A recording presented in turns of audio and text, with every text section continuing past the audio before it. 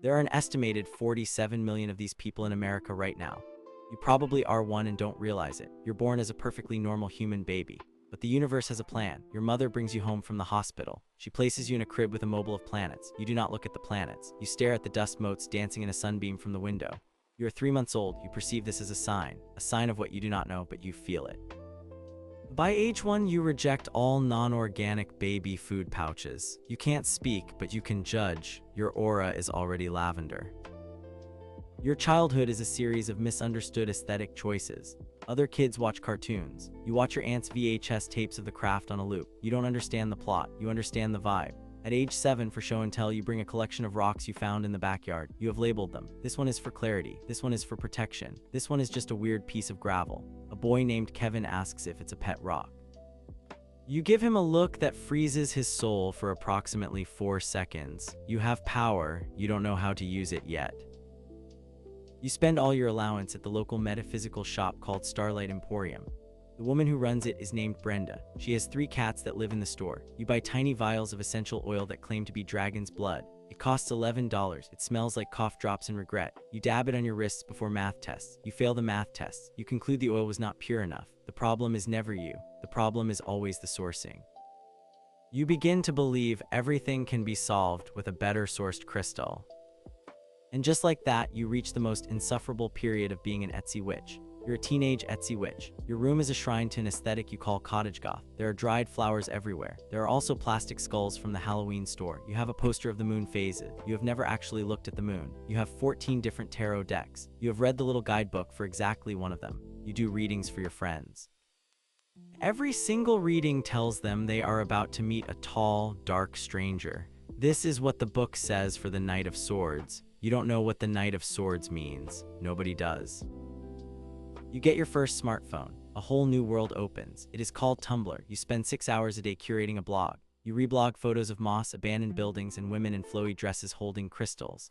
You write posts about your spirit animal. You decide it is a fox. You have never seen a fox. You live in a condo complex. You start referring to your normal anxiety as Mercury retrograde. It is always Mercury retrograde in your mind. Your actual problems, algebra, your crush not texting back, are now planetary misalignments. You feel profound. Your parents feel concerned. You attempt your first spell. It is a jar spell for good grades. You need a jar, lavender, a bay leaf, and a clear intention. You use an old pasta sauce jar. You can't find bay leaves, so you use an oregano leaf from the spice rack. You write your intention on a piece of paper, A's PLS. You bury the jar in the backyard at midnight. Your dog digs it up the next morning and eats the oregano. You get a C+ on your history test. You decide the spell worked because a C+ is technically a passing grade. The magic is in the interpretation. High school continues. You join the drama club not to act but to design the sets for the spring play. You insist the production of Our Town needs a mystical elemental backdrop. The director, a tired man named Mr. Jenkins, lets you paint a vague, swirling nebula on a flat. It looks like someone spilled a smoothie. On opening night, an elderly woman in the front row asks her companion what the purple blob is supposed to be. You overhear. You consider this a validation of your artistic vision. You have confused confusion for depth. Subscribe so you can keep crying about people you've definitely met. And then you become an adult with the witchy genes in full bloom. You need a side hustle. You discover Etsy. It is a revelation. You can now monetize your vibe. You take a blurry photo of a rose quartz you bought wholesale for 80 cents. You list it as a divine feminine energy charger, hand selected. You price it at $29. You write a product description that is 4 paragraphs long. It includes the words vortex, ancestral, and quantum. You do not know what any of these words mean in this context. Neither does your customer, but it sounds expensive. Your entire apartment becomes a warehouse. There are unopened boxes of bulk candles. There are rolls of witchy sticker paper from Amazon. You have a thermal printer for shipping labels. It is the most high-tech thing you own. You spend 4 hours designing packaging. You stamp every mailer with a wax seal. The seal is of a cat. You do not have a cat. The packaging costs you more than the product inside. A customer in Florida receives a charged crystal. It is in a beautiful envelope. The crystal is a piece of dyed glass from a craft store. They leave a 5-star review that says, "Energy was palpable. You have achieved capitalism." Dating is a nightmare. You will only date people who get your energy. You go on a Hinge date with a man named Dave. Dave is an accountant. He's very nice. He asks what you do. You say you are a small business owner curating vibrational tools for the modern spiritual seeker. Dave nods. He thinks you sell tuning forks. You spend the rest of the date explaining why sage is problematic unless it's ethically sourced. Dave pays for the avocado toast. He does not call you again. You tell your friends he was not in alignment with your higher purpose. Your higher purpose is currently negative $12 in your business bank account. You diversify. You now offer services. You have a Shopify page for distance Reiki. You charge $75 for a 30-minute session. The session is you sitting in your apartment, thinking vaguely positive thoughts about the client's name you read in an email. You send them a pre-written PDF about chakras afterwards. One client emails to say they felt a warm tingle during their session. You were microwaving a burrito at that exact moment. You do not tell them this. You write back, the universal energy was particularly strong today. Blessed be. You deposit the $75. You use it to buy more wax seals. The algorithm turns on you. Etsy promotes resin-poor art and minimalist jewelry. Your shop falls into obscurity. You run Facebook ads targeting spiritual women ages 25-45. You spend $40. You get 2 clicks. Both are from your aunt. You join TikTok to make witchy content. You film a video about charging your crystals in the moonlight. You live in a city. The only moonlight is a sliver between 2 apartment buildings. It hits your windowsill for 7 minutes. You place 7 crystals there. A pigeon lands and knocks one off. It shatters on the fire escape. The video gets 127 views. 3 comments ask where you got your pajamas. You have a crisis, not a spiritual one. A financial one. Your credit card statement arrives. You have spent $300 this month on supplies. This includes $80 on mermaid scales, which are actually plastic glitter. You need a real job. You get one at a local coffee shop. You hate it. The manager tells you to stop telling customers their latte foam is giving you negative energy. You try to cleanse the espresso machine with sound from a tuning fork app on your phone. You are asked to leave. You update your LinkedIn headline to spiritual entrepreneur and energy consultant. You apply for 0 jobs. You pivot. You launch a Patreon. Tiers include Moonchild for $5 a month, which gets a monthly PDF of your favorite quotes. Starseed for $15 gets a PDF in your weekly energy forecast. No actual forecasts are made. You copy horoscopes from a free website and change a few adjectives. Your most popular tier is Cosmic Ally at $30. It includes a personalized sigil drawn by you in MS Paint. You have 3 patrons. One is your mom. One is a stranger who forgot to cancel. One is you on a different email to make the number look better.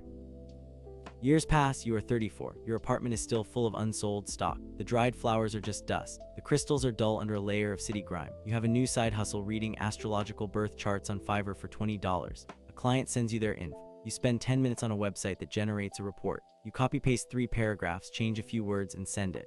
The client writes back, "This is so accurate, you've changed my life."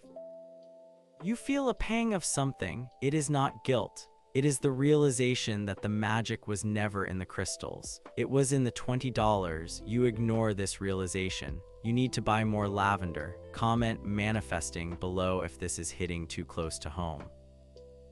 Your decline is slow and fragrant. You develop an allergy to sage, the universe's final joke. You can no longer perform your own cleansings. You try Palo Santo, it gives you a headache.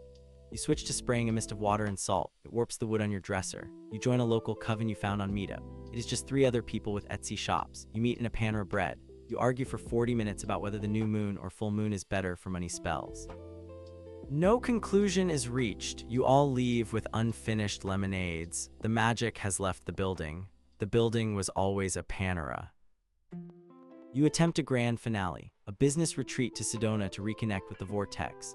You max out your last credit card for the flight in a shared Airbnb. The vortex, it turns out, is a large red rock that looks like every other red rock. You take 147 photos. You post them with captions about transformation. You feel nothing but sunburn and credit card debt.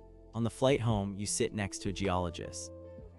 He explains the rock formations are due to iron oxidation. You nod politely. You die a little inside. The magic was sedimentary all along. Your legacy is digital. Your Etsy shop has 112 sales total. Your average review is 4.7 stars. The 3-star reviews all say item was smaller than expected.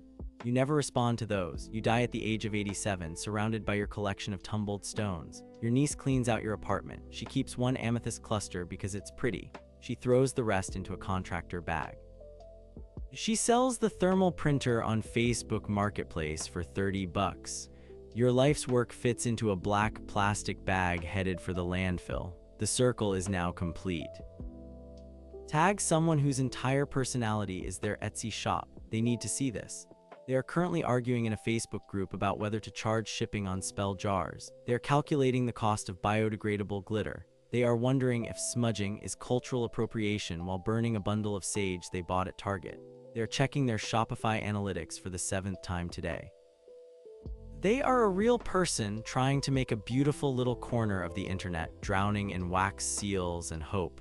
Send them this video. It might be the sign they need, or it might just be a video.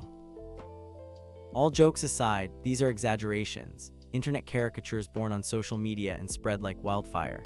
Yes, the commodification of spirituality and the rise of cottagecore aesthetics are real, but turning Etsy witch into a universal punchline reduces real people to a single stereotype. Most people who sell spiritual goods online are just creative individuals trying to make a living, often with genuine belief in the comfort they provide. Behind every meme is a real person doing their best, navigating algorithms, rent, and the human desire for meaning. So laugh at the absurdity of selling charged crystals, but remember that the real magic is often just someone's hope that things can be a little better, sold for $29 and free shipping.